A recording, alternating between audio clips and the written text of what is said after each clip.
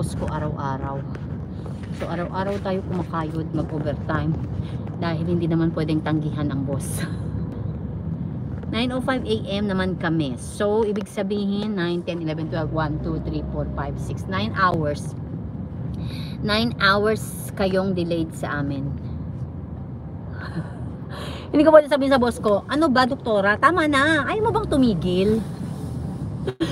Kasi kailangan natin kumayod para sa ekonomiya. Pera yun, Mylene. May bayad yun. Kaya nga 9 hours ahead kami.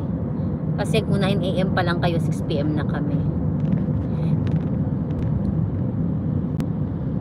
Sasabihin ko sa boss ko, sige lang hanggat gusto mo. May pera naman dyan. Go, go, go. May extra pay. May extra pay tayo doon. So, go, go, go lang tayo sa extra pay. Laban-laban lang. Kasi, hindi naman sa lahat ng panahon gusto niya magpagawa. Pero in fairness, mula August pa siya nag-start. August, September, October, November. Naka 4 months na siya sa akin. Which is, Mylene, which is a blessing in disguise talaga. Blessing sa buhay ko na dumating siya ng August. Kasi yung anak ko, nag-start mag-review ng October. September. September, October, November. Hindi, August pala. Kailan ba po August pala yung anak ko pumunta ng Cebu? End of August, September, October, November, December, January, February. So, nag-start siya ng end of August. Dumating din yung doktora ko ng August. Paka-right time, Mylene. Kasi yung anak ko, nagre-review sa Cebu. Sa Cebu ang review niya. So, nagbabayad ako ng bills, ng kuryente niya, ng apartment niya, ng allowance niya, yung pati labahin, lahat yun. So sabi ko God is good talaga. Alam mo yun, kung kailan alam niyang kailangan mo, dumating ang ganyang oportunidad. Sabi ko nga, kahit hanggang March lang yung doktora ko na wag siyang tumigil. Buwan-buwan siya araw-araw, kahit pa-araw-arawin niya ako. Kaya nung nakapunta rin ako ng Egypt, dahil nga sinama nga niya ako.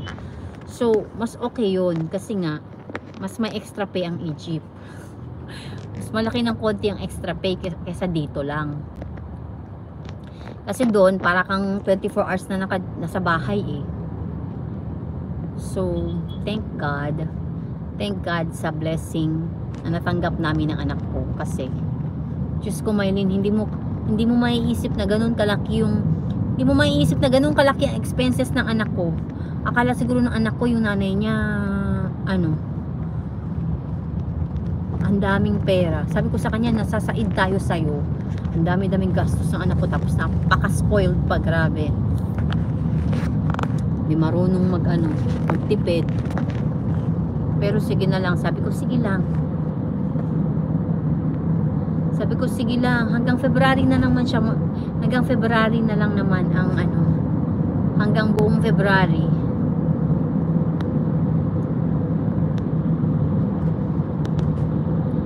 Review na lang naman, tapos board exam.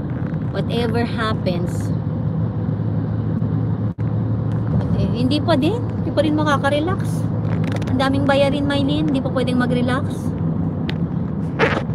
Kasi nagbabayad ako ng insurance namin mag-ina, nagbayad ako ng pag-ibig, ng SSS, ng sasakyan. So, hindi pa talaga makaka-relax. Tatlong taon pa. 3 taon pang walang relax. Hindi pa tayo makaka-relax ng 3 taon, Mylene. Ay, Jeyo, andyan ka pa. Nilalayasan mo ako, Jeyo, tapos binabalikan mo ako. Oo, ganun talaga. Sabi nga nila, Mylene, 'di ba? Kapag tumaas ng konti yung sahod mo, tumataas din ang bayarin mo kasi alam mong may pambayad ka na. Pero kung mababa yung sahod mo, mababa lang din ang expenses mo kasi yun lang ang kaya. Yun lang ang kaya ng sahod mo. Ako, naniniwala talaga ako sa Salamat, Jeyo.